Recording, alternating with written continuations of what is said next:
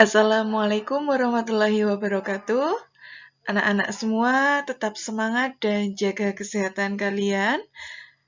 Untuk persiapan PAS, maka kita akan melanjutkan pembahasan tugas, yaitu latihan soal di halaman 93 sampai 96.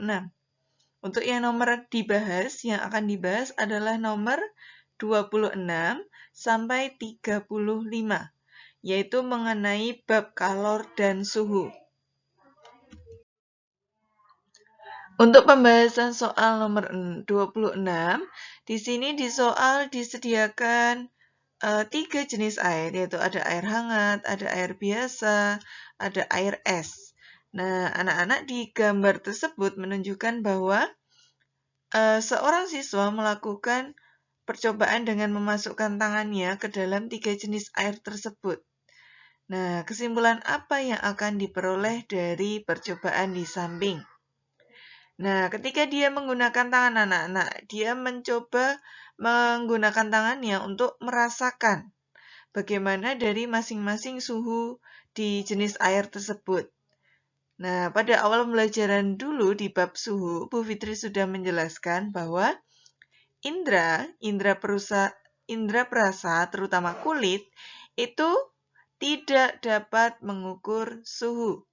Kenapa anak-anak?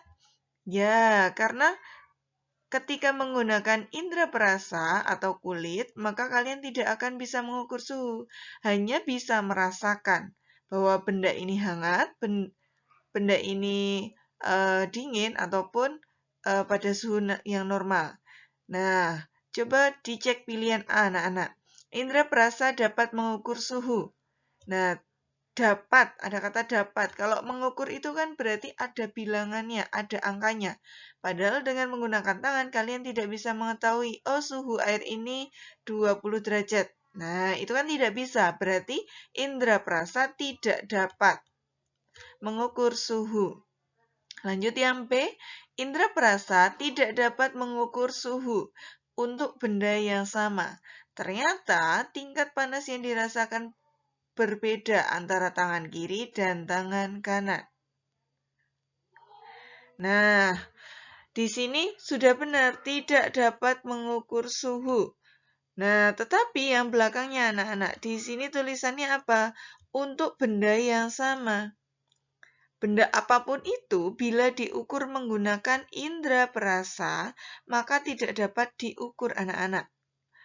Hanya bisa dirasakan bahwa ini dingin, panas, dan sedang. Nah, di sini tetap saja salah ya anak-anak. Nah, kemudian kalimat berikutnya, ternyata tingkat panas dirasakan berbeda antara tangan kiri dan kanan. Yaitu sudah pasti, karena antara satu tangan, baik tangan orang satu dengan orang lainnya itu mesti berbeda. Makanya dia relatif. Jadi intinya apa? Indera perasa tidak dapat mengukur. Nah, jawaban yang tepat adalah yang C. Kenapa yang C, anak-anak? Yang C itu tidak dapat mengukur untuk benda yang sama. Apapun itu tidak dapat diukur menggunakan indera perasa. Karena tidak dapat diukur dengan skala yang tepat. Kalian tidak akan tahu berapa angka dari suhu tersebut. Oke, nomor 27. Nomor 27 disediakan 3 jenis termometer. Ada termometer 1, 2, dan 3. Mereka memiliki titik tetap atas dan bawah anak-anak. Termometer berdasarkan titik tetap atas dan bawah dari yang terkecil. Di sini ada tulisan, dari yang terkecil. Berturut-turut. Nah, kalau yang awalnya 100 anak-anak, di sini kan awalnya 100. Yang titik atasnya 100 adalah termometer siapa? Termometer Celsius. Kalau yang 212, masih ingat punya siapa anak-anak? Fahrenheit. Nah, kemudian yang 20 di atasnya anak-anak, titik tetap atas. Berarti dia Reaumur. Oke. Nah, yang awal Celsius, Fahrenheit, Reaumur. Yang ditanya dari titik tetap atas yang kecil. Atas tapi kecil anak-anak. Ada atas itu 100, ada 212, ada 80. Paling kecil adalah 80. Maka yang kita sebut pertama adalah reamur. Jadi urutannya dari yang reamur. Setelah itu yang atas setelah 80 adalah 100. Berarti yang kedua adalah Celsius. Dan terakhir yang paling besar adalah Fahrenheit. Nah, maka jawaban yang benar anak-anak adalah reamur, Celsius, dan Fahrenheit. Jadi tolong diperhatikan soalnya baik-baik. Nah, ini ya anak-anak. Jadi kalau Celsius itu titik didih atau atas itu adalah 100, Fahrenheit 212, reamur 80, dan Kelvin 373. Oke, untuk nomor 28 anak-anak. Untuk nomor 28 ini kalian disuruh mengubah hasil dari termometer Celsius. Di sini menunjukkan di garis hitam ini berarti dia menunjukkan angka berapa? 65. Jadi soalnya itu adalah 65 derajat Celsius. Jadi ini 65 ya anak-anak. Sama dengan, nah di sini disuruh menjadikan reamur, berarti titik-titik derajat reamur sama dengan titik-titik derajat Fahrenheit. Oke, yuk mari coba kita hitung. Nah, masihkah ingat perbandingan dari Celsius, Fahrenheit, dan reamur? Ya, tolong diingat-ingat perbandingannya anak-anak. Jika Celsius, jika reamur, dan jika Fahrenheit. Jika Celsius maka dia 5, jika Fahrenheit maka dia 4, reamur 4, Fahrenheit berarti dia 9. Rumusnya cara mencarinya apakah masih ingat? Ditanya per diketahui kali soal. Nah, yuk mari yang ditanya siapa anak-anak? Yang ditanya jelas yang pertama dulu yang kita kerjakan, yang garis merah. Nah, yang dikerjakan yang merah dulu anak-anak. Maka yang ditanya adalah reamur. Berarti reamur itu berapa? Oke, reamur itu 4 per. Yang diketahui siapa? Celsius. Berarti Celsiusnya 5. Dikali soalnya berapa anak-anak? 65. Bisakah disederhanakan? Tentu bisa anak-anak. 65 dengan 5 disederhanakan berapa? 13. Maka tinggal dikalikan saja. 4 kali 13 berapa anak-anak? 52 derajat. Ya ini tadi reamur, berarti derajat reamur. Oke, yuk. Sudah ketemu pertama. Yang kedua, kita cari yang dalam bentuknya Fahrenheit. Berarti yang kedua. Berarti yang ditanya siapa? Fahrenheit. Fahrenheit berapa anak-anak? 9. Per yang diketahui Celsius tadi berapa? 5. Dikali siapa anak-anak? Soalnya 65. Tapi yang ditanya siapa di sini? Fahrenheit. Fahrenheit itu harus ditambah berapa? Ditambah 32. Oke. Mari kita coba kerjakan dulu. Yang bisa disederhanakan. Maka 65 dengan 5. Dapat berapa tadi sama? 13. 13 kali 9 berapa anak-anak? 100 berapa? 117. Nah, ditambah dengan 32. Maka jawaban akhirnya adalah 149 derajat Fahrenheit. Oke, jadi yang cocok yang mana jawabannya? Yang cocok yang 52 reamur, kemudian 149 Fahrenheit. Maka jawabannya adalah yang A.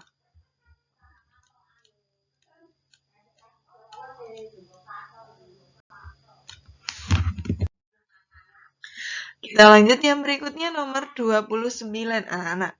29 ini adalah prinsip dari pemuaian. Masih ingatkah pemuaian? Pemuaian itu lawannya apa anak-anak? Kalau yang satu pemuaian, maka lawannya adalah pemuaian. Lawannya apa? Penyusutan. Jadi dia lawannya penyusutan. Oke, untuk nomor 29. Dari nomor 29 itu, apakah kalian bingung? Di sini ada kabel anak-anak. Kabelnya itu terlihat di gambar bahwa dia kendor. Nah, ini mengendor. Mengendor. Kenapa harus dipasang mengendor seperti ini anak-anak?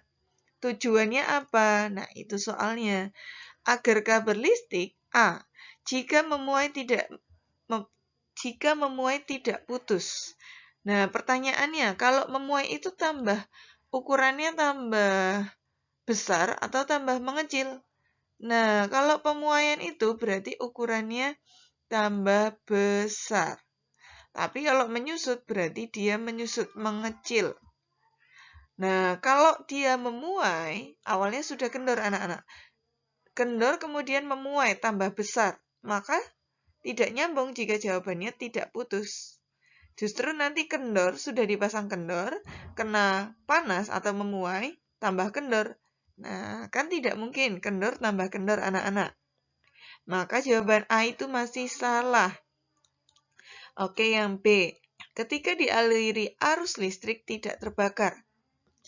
Nah, walaupun dia dipasang kendor maupun tidak dipasang kendor, tetaplah arus listrik itu dapat mengalir. Maka jawaban B itu tidak benar. Yang C, jika menyusut. Menyusut itu berarti mengecil. Awalnya gambarnya kendor, kemudian menyusut mengecil, berarti agar tidak terlalu tegang. Nah, jawabannya ini benar, C. Kalau menyusut berarti mengecil. Tapi kalau nanti kabelnya sudah dipasang kencang, kemudian menyusut, berarti akan tambah tegang. Nah, jadi pemasangan yang tepat ketika dipasang kendor, itu supaya kalau menyusut tidak terlalu tegang. Oke, lanjut nomor 31 anak-anak. Dari pernyataan 1 sampai 4, manakah yang benar mengenai kalor? Ada yang masih ingat kalor simbolnya apa anak-anak? Q kapital, itu adalah kalor. Maka jika pernyataan ini muncul, ingatkah rumus kalian yang singkatannya kodok macet? Nah, kodok macet berarti Q di sini adalah kalor. Q di sini adalah kalor. Ini kalor. M di sini siapa anak-anak? Massa. C di sini siapa? Kalor jenis. Masih ingatkah kalian? Kalor jenis. Nah, untuk yang terakhir. Yang terakhir itu delta T. Sebentar ya anak-anak. Bu Fitri hapus dulu.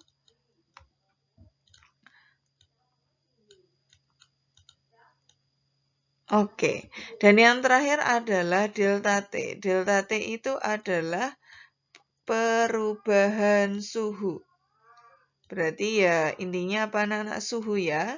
Berarti perubahan suhu. Nah, di sini Bu Fitri tidak jadi menuliskan saja. Berarti yang C itu adalah kalor jenis. Nah, coba kalian lihat anak-anak.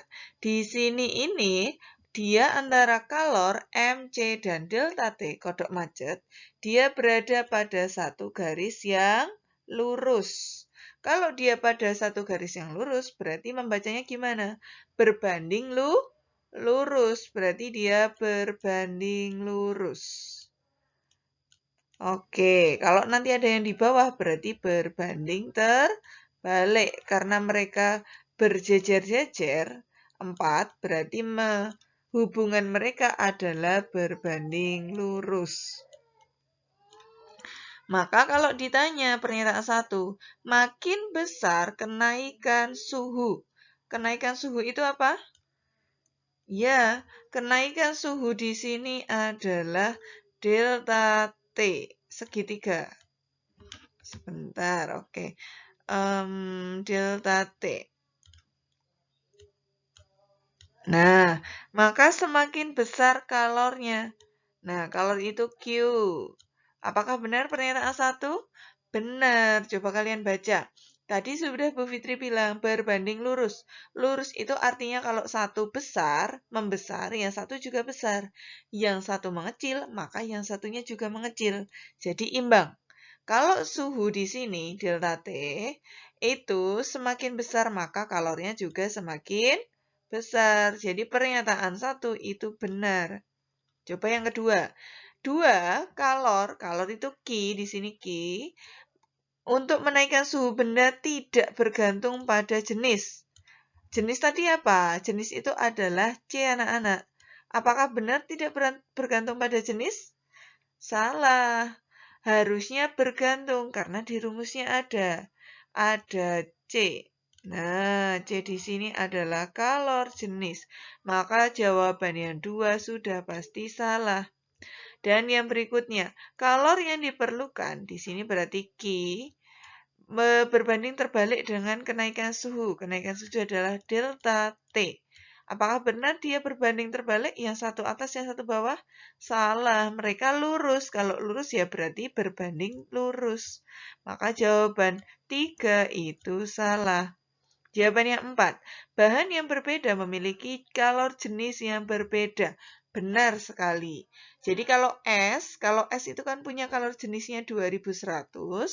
Kalau dia dalam bentuk air, dia punya kalor jenisnya 4200. Jadi setiap bahan itu beda. Jadi jawaban yang benar adalah 1 dan 4. Atau B. Oke, kemudian untuk nomor 32. 32 yang ditanya adalah melepaskan dan memerlukan kalor. Coba identifikasi dulu anak-anak. Wujud benda itu ada 3, wujud zat. Yang partikelnya paling renggang dia adalah gas. Kemudian kalau yang partikelnya agak rapat, dia adalah cair.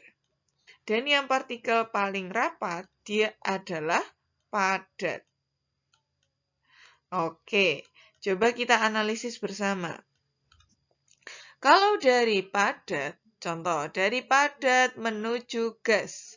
Padat menuju gas itu perubahan wujudnya apa? Nomor 1 ini? Ya, nomor 1 dari padat, panahnya menuju gas ya. Berarti adalah menyublim. Oke, lagi. Kebalikannya, kalau yang nomor 2, dari gas menjadi padat, nomor 2.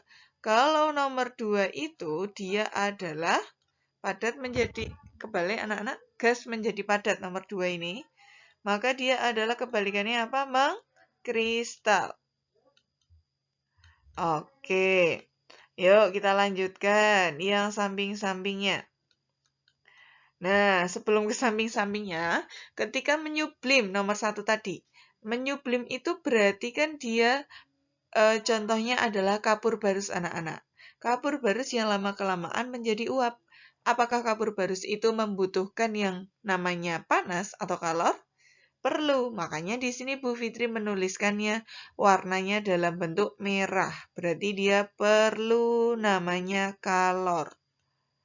Nah, yang mengkristal ini kan kebalikannya anak-anak. Maka dia tidak perlu atau kata lainnya adalah lepas. Melepaskan panas. Nah, berarti kalau kita identifikasi langsung, dari cair menjadi padat, nomor 6. Cair menjadi padat, nomor 6 ini anak-anak. Nomor 6 contohnya apa kalau cair menjadi padat? Membeku. Berarti peristiwa membeku dari cair menjadi padat. Dia tidak perlu panas kan? Tapi perlu dingin. Berarti melepas panas atau warnanya biru. Nah, untuk yang kebalikannya dari padat menjadi cair. Jadi contohnya perubahan wujudnya mencair. Seperti es batu mencair, dia butuh panas. Berarti nomor 5 ini butuh panas. Kemudian nomor 3 dari gas menjadi cair. Contohnya peristiwa apa gas menjadi cair? Pagi hari itu, Nak, mengembun. Mengembun tidak perlu panas kan? Suasananya dingin. Berarti dia melepas atau biru. Kebalikannya, jika dari cair menjadi gas. Cair menjadi gas berarti peristiwanya namanya menguap. Berarti jawabannya yang nomor 4, dia memerlukan kalor. Nah, jika disamakan kan begini anak-anak. Di sini berbeda ya. Kalau di soal itu kan padatnya sebelah kiri. Tapi kalau di gambar yang Bu Fitri tampilkan itu sebelah kanan. Jangan kebalik. Prinsipnya apa? Yang warna biru itu berarti dia melepas. Yang warna merah berarti itu membutuhkan kalor. Berarti yang melepas. Coba yang dari melepas dulu. Dari yang melepas berarti nomor berapa saja, Nak? Oke, yang melepas itu berarti ada warna biru di nomor 2, di nomor 3, di nomor 6. Berarti yang menerima atau perlu saja ya, Bu Fitri nulisnya. Oke, perlu. Berarti yang perlu di nomor berapa saja? Perlu berarti di nomor 1, nomor 4, dan nomor 5. Maka yang termasuk mana anak-anak? Yang melepas dulu. Melepas berarti 2, 3, 6. Berarti yang ada, yang lengkap adalah yang D. 2, 3, 6. Yang di sini 3, 6, kemudian 4, 5. Berarti jawabannya dadu.